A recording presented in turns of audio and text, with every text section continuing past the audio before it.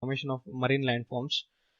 Gulf of California, Red Sea, and such regions where the seas are enclosed, the tides are much higher. Hence, the landforms here are greatly influenced by sea tides. And the composition of rocks and other soils around the sea also matters. And depth of water, which facilitates ocean currents, also plays a major role in marine erosion. And coming to erosional landforms, the major erosional landforms are sea cliffs, wave cut terraces, blowholes, sea arch, sea cave, sea stack, and terrace kind of landform. And sea cliffs are the ones which are seaward limit of the coast. They are formed due to successive erosional processes where the higher standing landform is successively eroded from bottom to top, giving rise to a structure like sea cliff, which stands higher compared to the sea level. And these cliffs get eroded gradually, and the waves level out the shore region. That is, the waves started leveling out shore region like in here, and the sea cliff like structures uh, remains for a longer period of time. And the wave cut platform is just a platform which is formed due to successive erosion of sea cliffs. For example, when the level of the sea was here, then this was a sea cliff then, and due to successive erosion and the upliftment of the land, the sea level has fallen, and we can see there are many sea cliffs, one above the other, leaving a terrace-like structure. This is formed mainly due to differential erosion due to subsidence of sea or upliftment of landform. And blowholes or spouting horns are another important landforms which are observed where the beaches are rocky. Due to holes in these rock-like structures, the pressure exerted by the sea waves is seen as small explosions in these blowholes. And other important landforms are sea caves, sea arch, and sea stack, which are more or less formed by the same way due to differential erosion. Sea cliffs, where the strata is weak, is eroded, giving a a cave-like structure called as sea cave. And if this sea cave-like structure is formed in between the ocean, then it gives rise to arch structure, which is called sea arch. And when one side of the arch is broken and falls apart into the sea, then the remaining section is seen in the form of sea stack. And coming to depositional landforms, the major depositional landforms are bar and bay barrier, lagoons or sometimes estuaries, barrier spit, tombulu, and beach. The most important of all is beach. Beach is accumulation of minute sediment which is left after the wave action, and beaches are the main salient features which are important tourist attractions. And Tombulu is a region where a bar or a marine debris is connected to a small island like a bridge, and this bridge-like structure is called as Tombulu. And a bar is it is part of a submerged debris which is found below the overlying debris, and this overlying debris is called bay barrier. And the bay barrier might sometimes enclose a water body which is called lagoon, which is mainly consists of saline water. One example is Chilka Lake in India. It is separated from the sea from this small barrier. And other one is barrier spit. Barrier spit is simply the debris which is accumulated, and it is connected to one side of the beach, whereas other side remains open for the water to enter. And this kind of structure is called as barrier spit. And coastlines are classified into different categories, mainly coastline of emergence, coastline of submergence, and based on the presence of these two kind of coastlines or absence, one is neutral coastline, other one is compound coastline. And there is another coastline called as fault coastline, which is different from these kind of coastlines. Coming to coastline of emergence and submergence, it is simply formed when whether the sea level goes below or sea level goes above. If the sea level goes above, then some part of the land is submerged. This gives rise to a coastline of submergence. At the same time, when sea level falls and when sea level recedes backwards, then we can see the appearance of the coastline which was further before covered by the sea, and this kind of coastline is called as coastline of emergence. This coastline of emergence or submergence are found mainly due to subsidence in sea level or the upliftment or subsidence of landforms. Both cases are possible.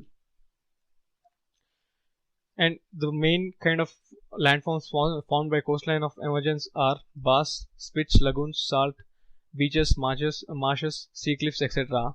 And in the coastline of subsidence, there are other kind of landforms, namely Ria, Jod, Dalmatian, and other landforms. We can see these are examples of Zod and Ria. Ria is a smaller version of Zod, and this kind of coastline, that is coastline of emergence, is mainly found in east coast of India, especially in the southeastern part, that is near in the coastline of Tamil Nadu, and southern coast of western coastline is also part of coastline of emergence. For example, Kerala coast, and the coastline of submergence is only found along the northwestern coast, that is Mumbai, Gujarat coast. For example, Run of Kutch is an example for coastline of submergence. And coming to neutral coastlines, these coastlines are the ones where both submergence and emergence are completely zero, that is, there is no submergence or emergence. These coastlines give rise to kind of regions like deltas, which remain there for millions of years. For example, for a delta to be formed, the region needs to be stable for millions of years. Thus, neutral coastlines facilitate the formation of deltas, etc. And also volcano coastlines, coral reef coastline like in Australia are also examples of neutral coastlines. And other one is compound coastline, where both submergence and emergence take place. And these kind of coastlines are mostly found in the coast of Norway and Sweden. And the fault coastlines are very rare, where a block is upthrusted or undergoes subsidence, giving rise to a fault coast, like in this figure.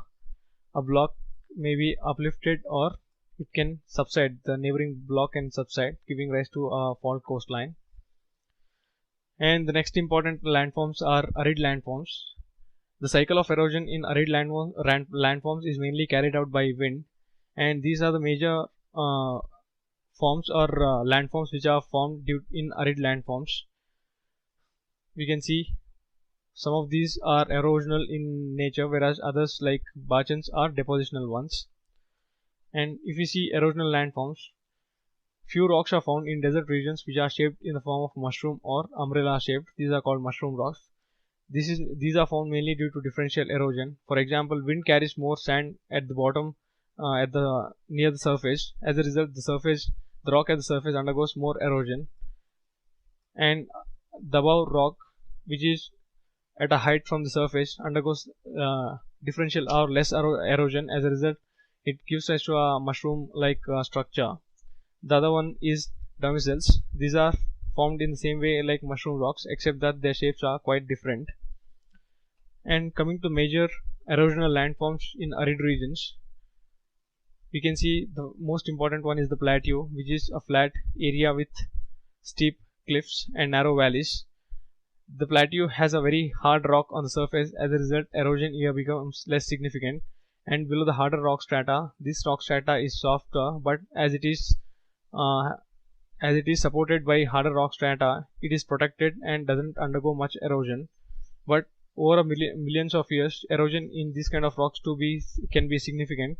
Hence, under influence of erosion, there is one more kind of plateau which is formed, which is called as mesa. It is simply an isolated plateau. And wadis are simply dry gullies or river beds eroded by occasional flash floods. That is, a river-like gully structures which is formed at the base due to huge amount of rains which carry out erosional processes along the valley floor is called as wadi.